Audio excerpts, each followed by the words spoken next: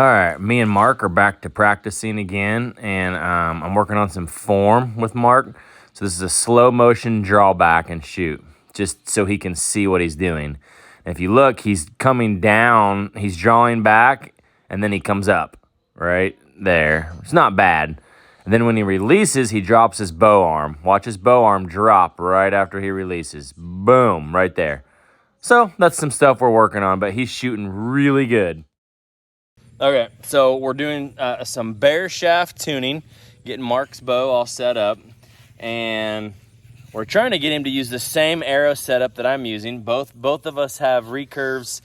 My recurve's a 50-pound recurve, and so this setup, bear shaft tuned, and worked good for my bow. So we're assuming, for recurves though, we need a 4-point rack on that shirt. Chasing 4 points. Yeah, 4 points. Dinkers. Yep. So you can see here his 2 fletched arrows. He's hitting here. And his bear shaft, he hit up here. So we're going to raise his knock point on a string just a little bit.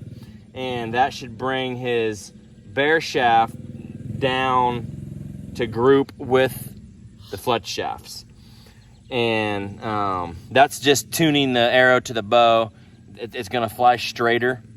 Then what happens when you screw a broadhead on, if that broadhead tries to do any planing or anything like that, it's less likely to. The broadheads are gonna fly better.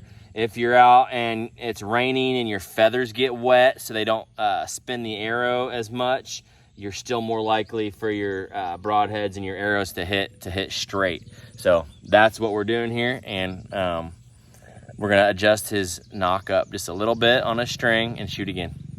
All right, so we moved his knock on a string up about the width of one knock. And if you look, on a recurve, this is how it should look. How you can see the arrows kind of, cocked this way, which it's knock high, which is very typical, and just generally how you want a recurve set up. So he's over here shooting 30 yards with a recurve, showing me up, and I thought what just happened? I thought he'd only be able to. Hang on! Don't pull it out. I thought he'd only be able to shoot 15 yards max. Freaking newbie, 20 yards, and he 10 rings it. Mr. Chasing 4 points. Dinkers.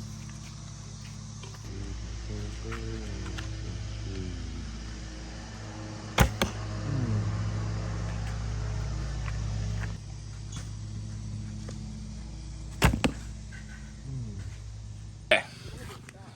These are the bear shaft and the fletch shaft out of my bow, but again, I've worked on mine a lot more. Anyway. After the adjustment, this is Mark's fletch shaft versus his bear shaft. And notice vertically up and down, they're both hitting in the same spot now. And, the left and right could be him a little bit. It could be the spine a little bit, but whatever. That very much we're good. We're both going to be shooting the same arrows. These arrows are, what was it? Heritage. Was it 590? 5. Yeah, so the arrows that we're shooting, it's a Carbon Express Heritage, 590. which is a carbon arrow, but it's meant for traditional bows, not just because it, looks cool like wood, but it's heavier. I think these are around like 10 grains per inch of an arrow. But we've got a 125 grain field point. Then underneath here, we have 100 grains worth of insert weights. So effectively, we have a 225 grain point up front, and the total arrow weight is 590 grains. So heavy arrows out of these recurves, and we'll knock them down.